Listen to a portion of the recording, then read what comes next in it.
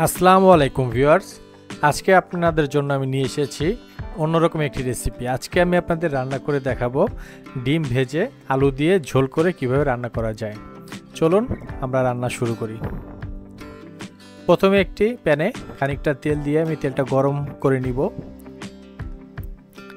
এরপর আমি গরম তেলে কুচি করে রাখা পেঁয়াজগুলো দিয়ে দিয়েছি। এখন পেঁয়াজটা আমি হালকা ভেজে নিব। এখন আমি দিয়ে দিচ্ছি আদা বাটা 1 চা চামচ এবং রসুন বাটা 1 চা চামচ। এখন আদা রসুনের মিশ্রণটা আমি পেঁয়াজের সাথে ভালোভাবে একেবারে নেড়েচেড়ে ভেজে নিব।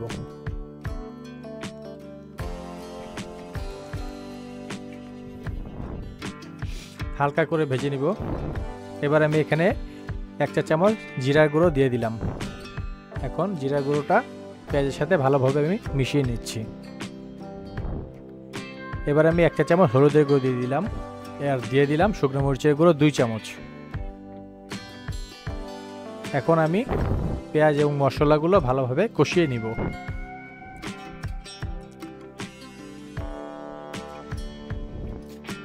এখন আমি দিয়ে দিচ্ছি এখানে গরম মশলা এবং স্বাদমতো লবণ। এবার ভালোভাবে মশলাটা কষিয়ে নিচ্ছি। এখন আমি হালকা হাফ কাপের মতো পানি দিয়ে দিলাম যাতে মশলাটা লেগে না যায়, এবং আর 2-3 মিনিট কষানোর পরে আমি এখানে দিয়ে দিলাম কেটে রাখা আলুগুলো। এখন আলুগুলো আমি মশলার সাথে ভালোভাবে মিশিয়ে নিব যাতে মশলাগুলো সব আলুর সাথে মিশে যায়।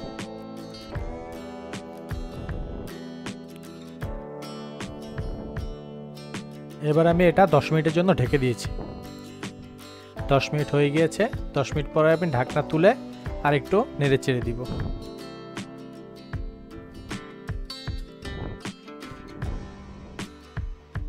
আমার আলুগুলো অর্ধেক সিদ্ধ হয়ে গিয়েছে। এখন আমি এখানে দিয়ে দিচ্ছি 1 কাপ পরিমাণ পানি ঝোল রাখার জন্য। এখন আমি এটি আবার 15 মিনিটের জন্য ঢেকে দিব যাতে আলুটা ভালোভাবে সিদ্ধ হয়ে যায়। এবং ঢাকার আগে আমি এখানে পরিমাণ মতো লবণ দিয়ে দিয়েছি এবং আস্ত আমি 6-7টা কাঁচামরিচ দিয়ে দিলাম। এবার আমি 15 মিনিটের জন্য ঢেকে দিলাম। এবার আমি একটি প্যানে গরম তেলের ভিতরে আমি ডিমটা ভেজে নিব। আমি এখানে 2টা ডিম নিয়েছি। 2টা ডিম আমি একসাথে ভেজে নিচ্ছি।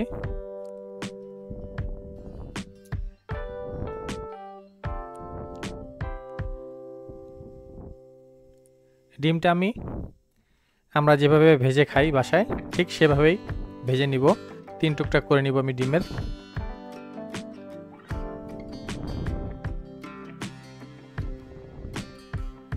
একে একে 3 টুকরা করে নিয়েছি।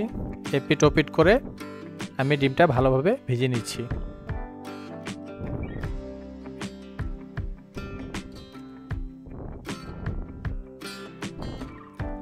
আমার ডিম ভাজা হয়ে গিয়েছে।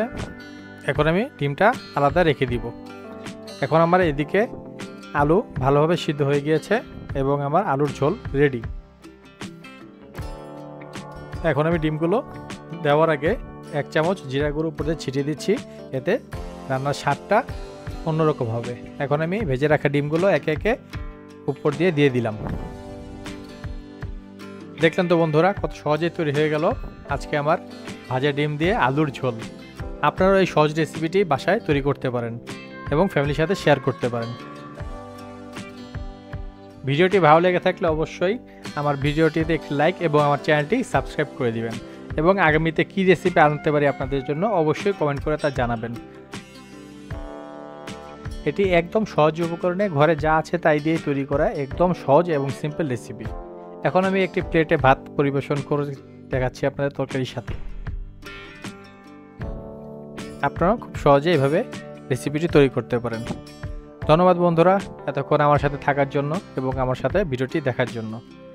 অবশ্যই আমার ছোট চ্যানেলটিকে সাবস্ক্রাইব করে দিবেন এবং সবসময় আমার সাথেই থাকবেন। ধন্যবাদ সবাইকে।